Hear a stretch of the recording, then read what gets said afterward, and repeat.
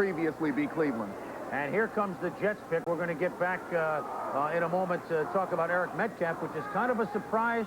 But in the Cleveland scheme of things, it makes some sense. The Jets, if they like a wide receiver as the heir apparent to Wesley Walker, Ryson or Hartley Dykes, could make that move. I think they would have gone Trace Armstrong, but again, he is gone. Your best value are some offensive people left, Joe. Well, I got to believe it's going to be Andre Ryson. I talked to Joe Walton earlier this week. If they felt he was there, they'd take him. Here it is. New York Jets, first-round choice. Jeff Lageman, linebacker, Virginia.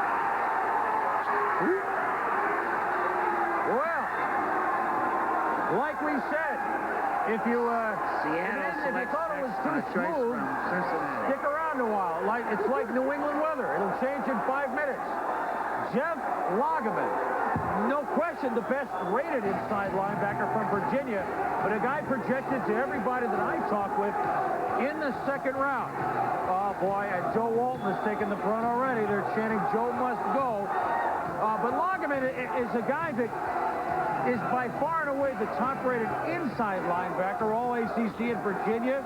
He's tall. He's over 6'5". He's 240. From Great Falls, Virginia, recorded 117 tackles last year. The Jets, a team trying to rebuild its defense. It did in the defensive backfield last year in the draft with McMillan and Hasty and other kids like James Shake Your Booty. They need linebackers. They need linemen. It's just kind of a problem. Defensive lineman. I would say Metcalf is a mild eyebrow raiser, but the Jets going inside linebacker like so.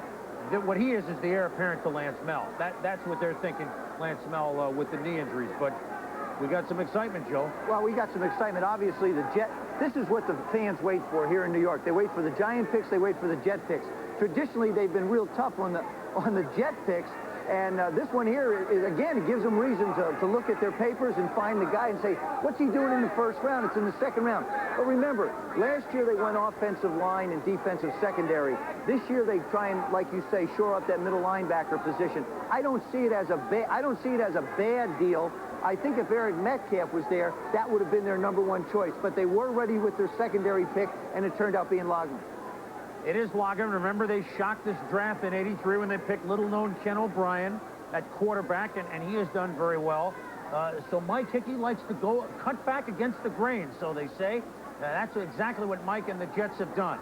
And again, what you have, let's go back to Metcalf with Cleveland real quick, but as I see Seattle coming up next, and I got to believe they're going to go with the offensive lineman of their choice, either Heck from Notre Dame or Brian Williams from Minnesota, a guy that can play center, guard, or tackle.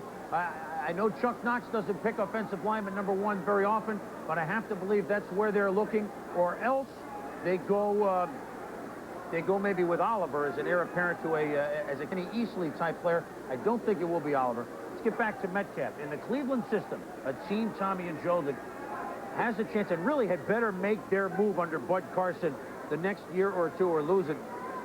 It gives them a whole other dimension in their offense. A small receiver that can go up with Webster Slaughter and go down the field. A lot better. Well, and not only that, Metcalf can do so many things for you other than come out of the backfield and catch the football. He's an excellent runner. He's going to help you in your special teams area. This is a kid that can do a lot of things. It couldn't be a bad choice for Cleveland.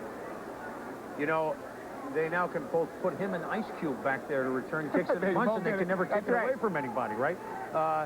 Seattle and New England, and I'll tell you what's sitting there for New England is the wide receiver of their choice. And I think if you told Dick Steinberg a couple days ago that he might have Ryson and he might have Hartley Dykes to choose from, which might be their lead, I think he would have told you, first of all, put you in a straitjacket, but second, he'll be happy to take it. Seattle and New England are the next picks. Let's go over to Bobby and Mel and see if they've recovered. No, we haven't. I mean, this could be the biggest. This is a reach. This is like Muggsy Bogues trying to block a shot by Manute Bol. Lageman, not only is that a reach, perhaps, but it's certainly going to have a domino effect through the middle of this first round. I'll tell you what, Bob, it's obvious to me right now that the Jets just don't understand what the draft's all about. All right. You know, you're supposed when you buy in a draft is just as important as who you select. And what they're saying right now is that Jeff Lageman is one of the top 10 players in this draft, and there's no way. Look at the players who are still out there. Louis Oliver is still available. Andre Ryson is still available. Hartley Dykes is still available. Joe Wolf, great offensive lineman. Andy Heck, These players all rated far above Lageman. Dykes is the player that they should have taken. If you team Dykes with Altoon, you're going to cause so many problems for defensive coordinators. They'll never sleep the week before the game.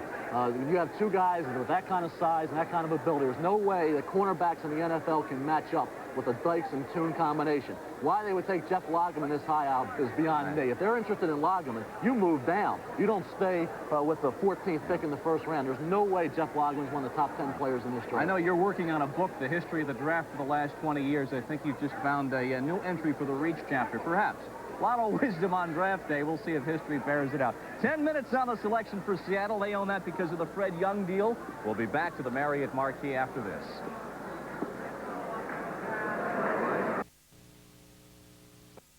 His dad was a pretty darn good player for the Cardinals and the Washington Redskins. Like father, like son. Back in the mid-70s, Terry Metcalf was a two-time All-Pro running back for the St. Louis Cardinals. Just 8 years after his retirement in 1981, he sends forth his son Eric, a senior at Texas, to chase down the same dreams in the NFL that he himself once achieved. Oh man, look at my life. I'm a lot like you were. When I was young, you know how you go out there and play football and everyone says, well, I want to be this guy, I want to be that guy. I wanted to be Terry Metcalf because that was my dad and he was playing professional football. Even when I coached him in high school, I was amazed a lot of times because I knew, I seen that move somewhere before. But it's unique that I can see it through my son. He's very similar to his dad. He may be a tad quicker than Terry was. Terry and Eric are built very, very similar. There's enthusiasm in their eyes when you look at them, and they're the same type of running backs. They're exciting type players. When they get when the ball gets in their hands, you know that something can happen every time. Both exceptional football players, and I'm sure that Eric will have a career like he's had. He's a darting, dashing, fun-loving type running back that can put the ball in the end zone. And they're a lot alike. I won't let anyone tell me, well, you should have been like your father or your father was better than you, because I'm not trying to make everyone else happy. I'm trying to make myself and my family happy, and I think if I can do that, everything should be fine. You know, he can't be me. He can only be himself. He can't be anybody else. And, you know, sometimes media personnel have said, well, he has big shoes to fill. And I tell him, well, he wears a 9.5, I wear a 10. He fits his very well.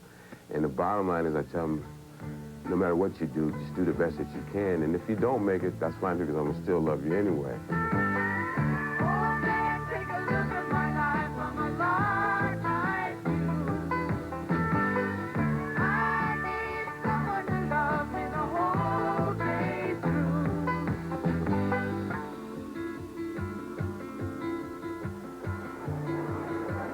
Always good to hear from our friend Neil Young on draft day. Tommy, you tried to tackle Terry Metcalf a couple times. If Eric is anything like his dad, opponents are in trouble, right? Eric certainly has some big shoes to fill, but I'll tell you what, he runs just like Terry. He's up on his toes, and what I like about him, he has the great vision. So he makes that Gale Sayers type cut across field.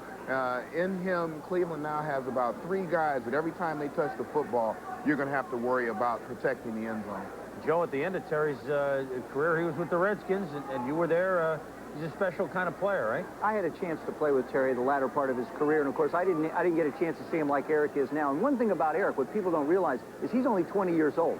You're talking about a very young man who has a tremendous amount of maturity and a tremendous amount of ability to exploit. I agree with Tommy. I think anytime one of those 3 guys in Cleveland touches the ball, the defense has got to wonder when it's going to wind up in the end zone. I think he's quicker than his father. I really believe that he's quicker. He's a little smaller, which he should be quicker. But if he's got he's got all that Metcalf blood running through him, he's got stardom written all over him. In the genes.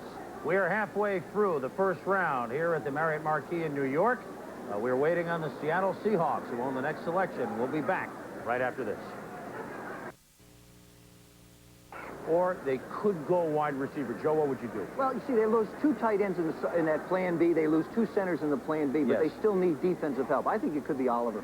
Could be, because they haven't had a guy like Easley back there. But the point you make, they lost their starting center, Blair Bush, in the free agent pick, and so Brian Williams might be the guy. Seattle Seahawks select on